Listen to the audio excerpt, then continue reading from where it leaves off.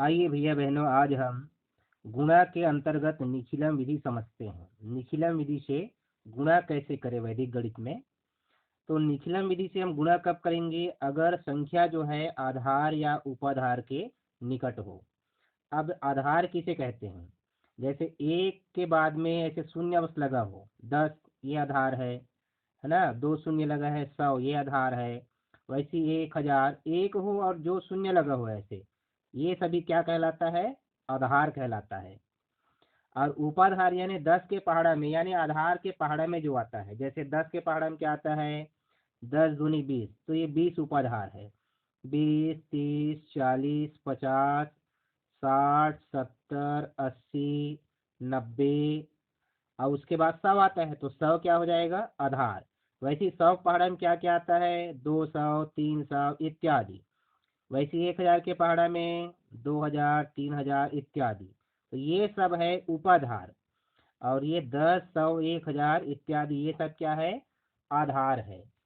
अब इसके सहारे निखिलम विधि में हम किस प्रकार से गुणा करते हैं। आइए एक सवाल देखें। पहले 2 अंकों का सवाल देखते हैं, आधार वाला, उसके बाद उपाधार वाला देखेंगे। आइए एक सवाल देखते हैं। मान लो 13 और 13 का गुणा करना है, मान लो। ठीक है, एक सवाल है 13 और 13 का गुणा करो। तो पहले हम देख लेते हैं कि 13 जो है किसके करीब है, इसमें आधार क्या है। तो 13 जो है 10 के करीब है, इसका मतलब आधार क्या होगा? इसमें 10 होगा।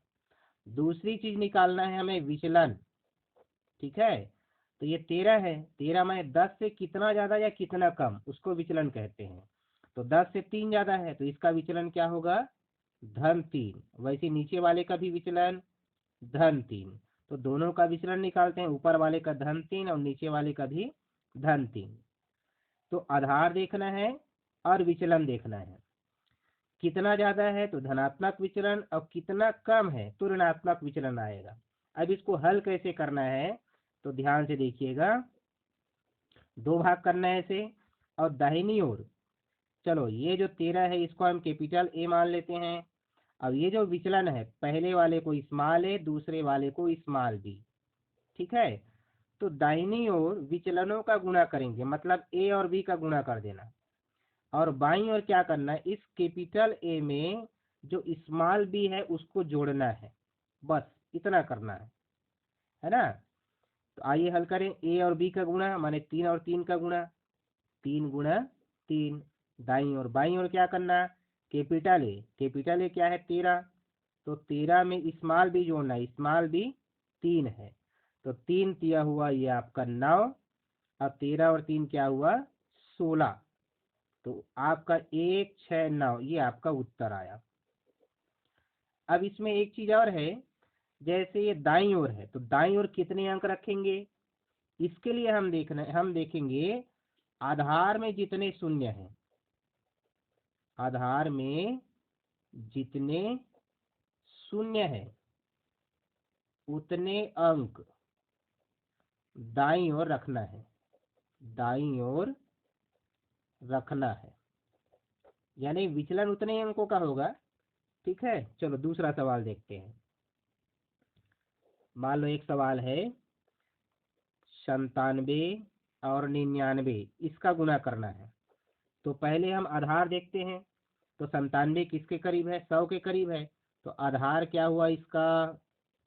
100 हो गया। इसका मतलब हर खंड में दाईं ओर 2 अंक रखेंगे। 100 से कितना कम है? ये 3 कम है, तो इसका विचलन आएगा -0.3। अब 99 में ये भी 100 करीब है, आधार इसका 100, तो 100 से कितना कम? 1 कम। तो कम है माने विचलन ऋणात्मक आएगा, ऋण 1। ठीक है, तो ये हुआ ए, ये हुआ बी, ये कैपिटल ए। अब क्या करना है? दाहिनी ओर ए और बी का गुणा करना है। तो 3 एकम क्या हुआ? 3। माइनस माइनस प्लस हो गया। अब ये 97 में 1 घटा दो या फिर 99 में 3 घटा दो, दोनों में से एक काम करो। तो 97 में 1 घटाते हैं, क्या बचेगा? 96। तो ये आपका उत्तर आया 9603। आइए और प्रश्न देखें। मान लो तीसरा प्रश्न है 108 गुणा 104। अब इसको हल करना है, ठीक है।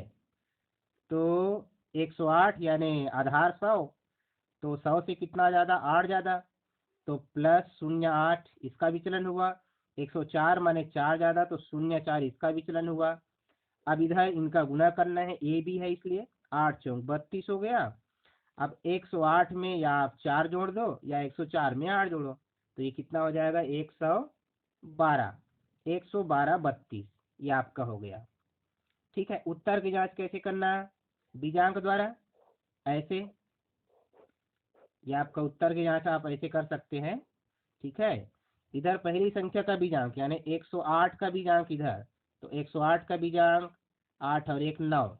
दूसरी संख्या 104, तो 104 का बीजांक 4 और 1 5। 9 और 5 का गुणा करो, 9 गुणा 5 9 पंचे 45 का बीजांक 9। 9 पंचे 45, 45 का फिर बीजांक निकालोगे 9 आएगा। नीचे में उत्तर का बीजांक 1 1 2 3 2, ये उत्तर है ना, इसका बीजांक निकालो। 1 और 1 2 2 4 3 7 और 2 9, ये दोनों समान आना चाहिए ऊपर नीचे, तब हमारा उत्तर सही है। आइए और प्रश्न देखें, ये आपका ऋणात्मक विचलन वाला हो गया और ये धनात्मक विचलन वाला हो गया। एक सवाल और देखें, अगर दोनों मिक्स हो, है ना, जैसे उदाहरण के लिए 102 और 97 ये लिखा हुआ है, अब इसको हल करना है हमें। तो 102 यानी आधार तो स्पष्ट है 100 है, आधार कितना है 100 स्पष्ट है। तो 102 का विचलन क्या आएगा, प्लस 02, 2 ज़्यादा है। लेकिन 97 जो है 100 से 3 कम है, तो इसका विचलन -03 आएगा। अब क्या करना है, प्रक्रिया वही है, दाईं ओर दोनों का गुणा करना, 3 दूनी 6, ऋण 6 हो जाएगा। अब ये आपका 102 में 3 घटाओ या 97 में 2 जोड़ो, तो 97 में 2 जोड़ो कितना होगा, 99। अब ये संख्या क्या मिला, 9906 ऋणात्मक वाला। अब इसको हम साधारण संख्या में बदलते हैं, तो साधारण संख्या में कैसे बदलेंगे, निखिलम 9 था, चरमम 10 था, इसमें 10 घटाओ, ठीक है ना, और बाकी में से 9 घटाओ, तो ये 6 है, तो इसमें से 10 घटाते हैं तो क्या हो जाएगा, ये 4। अब इसमें से 9 घटाओ, तो 9 शून्य गया 9, और उसके बाद वाले में से 1 कम करो, तो ये 8 हो गया, ये 9, तो ये आपका उत्तर हो गया। अगर दोनों मिक्स है, एक धनात्मक विचलन एक ऋणात्मक विचलन, तो गुणा करके उसको हम साधारण संख्या में विनुकुलम द्वारा बदल सकते हैं। आइए एक उदाहरण और देखिए आधार वाला, उसके बाद उपाधार वाला देखेंगे। 1012 और 1004 इसको हल करना है। तो आधार देखो इसमें कितना है, इस सवाल में 1000 है, इसका मतलब 3 अंक हमें रखना पड़ेगा। तो 1012 का विचलन 012 और 1004 का विचलन 004। तो ये ए है और ये बी है, तो ए बी का गुणा करो दाईं ओर, तो 12 चौक 48, 3 अंक में लिखना है 048, और 1012 में 4 जोड़ो या 1004 में 12 जोड़ो, तो 12 4 हो जाएगा 16, 1016 048, ये आपका आंसर हो गया 1016 048। ठीक है, अब आइए उपाधार वाला सवाल देखते हैं, उसको हम कैसे बनाएं, थोड़ा सा अलग है, ध्यान रखना। उपाधार वाला सवाल, ठीक है, जैसे एक सवाल है 32 और 33, इसका गुणा करना है। अब 32 और 33 इसको देखो, 32 जो है ना 10 के करीब है ना 100 के करीब है, ये 30 के करीब है, और 30 क्या है, उपाधार है, तो 30 से कितना ज़्यादा, अब यहाँ उपाधार 30 है ना, और ये कितना गुना है आधार से, आधार 10 है, तो 10 से कितना गुना, 10 एकम 10, 10 तिया 30, 3 गुना है, याद रखेंगे इसको। तो 32 का विचलन क्या आएगा, -2, और 33 में विचलन -3। तो दाईं ओर कुछ नहीं करना, दोनों का गुणा करना है, 3 दूनी 6। अब इधर थोड़ा सा ध्यान रखना, 32 में 3 जोड़ो या 33 में 2, चलिए 32 में 3 जोड़ते हैं, 32 में 3 जोड़ेंगे और जोड़ने के बाद में यह जो उपधार जो है 30 वो 10 से कितना गुना है, बस उसी का सामने गुना कर देना। तो अब ये हो जाएगा 3 गुना 32 और 3 35। ठीक है, तो 3 पंचे 15 का 5 हासिल 1, 3 के 9 और 1 10, 105। और इधर तो 6 आएगा ही। तो उत्तर क्या आया आपका 105 और ये 6। अब इसी में मान लो एक और उदाहरण देखिए उपधार वाला। मान लो 208 और 211 इसका गुना करना है। तो अब इसमें देखो आधार क्या है 100, उपधार 200। उपधार इसमें कितना है 200, तो विचलन क्या होगा 0.8। और 211 में विचलन 11 होगा। ठीक है, चलिए दाईं ओर गुणा करते हैं। 11 अट्ठे 88, 2 अंक रखना है क्योंकि आधार 100 है, 100 में 2 शून्य होता है।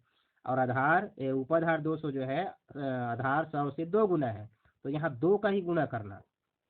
अब 208 में 11 जोड़ो या 211 में 8 जोड़ो। चलो 208 में 11 जोड़ते हैं, 208 धन 11, तो 2 गुना हो जाएगा 208 और 11 हुआ 219। अब 219 का डबल क्या होगा 438, इधर 88। तो आपका आंसर आया 438 88। तो ये हुआ आधार और उपाधार अगर 2 अंकों का सवाल है तो।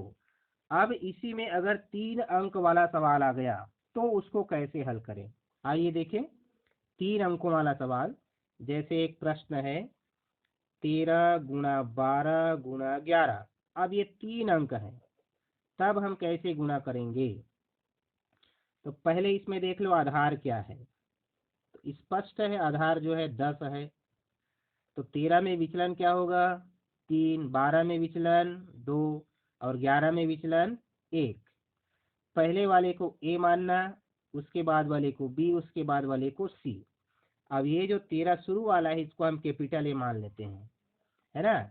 अब यहाँ 3 अंक वाला है तो इसमें 3 खंड बनेगा। पहले खंड में रहेगा ए बी सी, सूत्र ध्यान में रखो। और दूसरे वाले खंड में रहेगा A B plus B C plus C A. और तीसरे खंड में capital A plus B small plus C. ये बस इस पैटर्न में रख दो, आपका सवाल हल हो गया। ठीक है, तो ए बी सी यानी 3, बी माने 2 और सी माने 1। ये लास्ट खंड में। बीच वाले में देखो ए बी मतलब 3 और 2 का गुना, 3 गुणा 2 प्लस बी सी मतलब 2 और 1, 2 गुणा 1 प्लस सी ए यानी 1 और 3, 1 गुणा 3। इधर ए मतलब 13 धन बी माने 2 और सी माने 1। प्रत्येक खंड में कितना अंक रखेंगे 1 अंक रखना है क्योंकि आधार में एक शून्य है। तो 3 दूनी 6 एकम 6, लास्ट खंड मिल गया हमें। ठीक है, अब यहाँ गुना करते 3 दूनी 6 धन 2 एकम 2 धन 3 एकम 3। अब इसको जोड़ देते हैं, 6 2 8 और 3 11, 11 का 1 है ना, 11 का 1 हासिल 1 इधर ले जाते हैं। 13 2 15 और 1 16 और 1 17। तो उत्तर क्या आया 1 7 1 6, ये आपका उत्तर आया। अब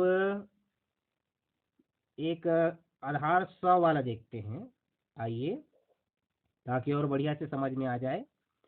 102 104 और 105 इसका गुना करना है। आइए इसमें आधार 100 है तो हर खंड में 2 अंक रहेगा। 102 में विचलन 0.2, 104 में विचलन 0.4 और 105 में विचलन 0.5। ये ए, ये बी, ये सी। ठीक, ये कैपिटल ए। अब सूत्र मैं नहीं लिख रहा हूँ, ऊपर सूत्र लिखा हुआ है, उसके अनुसार आइए हल करते हैं। ए बी सी का गुणा इसमें करेंगे तो ए माने 2, बी माने 4, सी माने 5, तो 2 गुणा 4 गुणा 5 यहाँ रहेगा। अब बीच वाले खंड में ए बी बी सी और सी ए, तो ए बी माने 2 गुणा 4 धन BC माने 4 गुणा 5 धन CA माने 5 गुणा 10, और इसमें A plus small b small c, तो कैपिटल A 102 धन हो जाएगा स्मॉल b माने 4 और स्मॉल c माने 5। चलिए इसको हल करते हैं। 5 चौक 20 दूनी 40, इधर 40 आएगा इस खंड में। चलिए बीच वाले खंड को पूरा हल करते हैं। 5 दूनी 10, 4 पंचे 20, 4 दूनी 8, तो 8 20 और 10 कितना हो जाएगा 38। इसमें आप 102 धन 4 धन 5, तो 102 और 4 होगा 4 2 6, 106 और 5 111। तो उत्तर हमारा क्या आया 111 38 40। प्रत्येक खंड में 2 अंक क्यों रखें, क्योंकि आधार 100 है और 100 में 2 शून्य है। आइए अंतिम सवाल देखते हैं। इसमें आधार 1000 वाला, ठीक है, सूत्र यही रहेगा, इस सूत्र को ध्यान में रखना। सवाल है 1001, 1008 और 1002। इस सवाल को हल करना है। तो सबसे पहले हम आधार देख लेते हैं। क्या है आधार 1000। आधार क्या है 1000 है, मतलब हर खंड में 3 अंक रखना पड़ेगा। आइए 3 खंड बना लेते हैं। इसमें रहेगा ABC, तो विचलन निकालें 1001, विचलन आएगा 001, 1008 का 008 और 1002 का 002। तो यहाँ ABC इसका मतलब 1 गुणा 8 गुणा 2, तो 8 दूनी 16 एकम 16, तो 016 हो जाएगा। 3 अंक में लिखना है तो। चलिए दूसरे खंड में आते हैं। AB BC CA, तो AB माने 1 गुणा, ये A है, ये B है और ये C है, ये कैपिटल A। 1 गुणा 8 धन 8 गुणा 2 धन 2 गुणा 1, तो 8 एकम 8 और 8 दूनी 16, 16 8 24 और 2 एकम 2, 24 2 26, 0 26, 3 अंक में लिखना है इसलिए। अब ये कैपिटल A माने 1001 प्लस स्मॉल b यानी 8 और स्मॉल c माने 2। 1001 8 और 2, 8 2 10 और 1 11, 1011।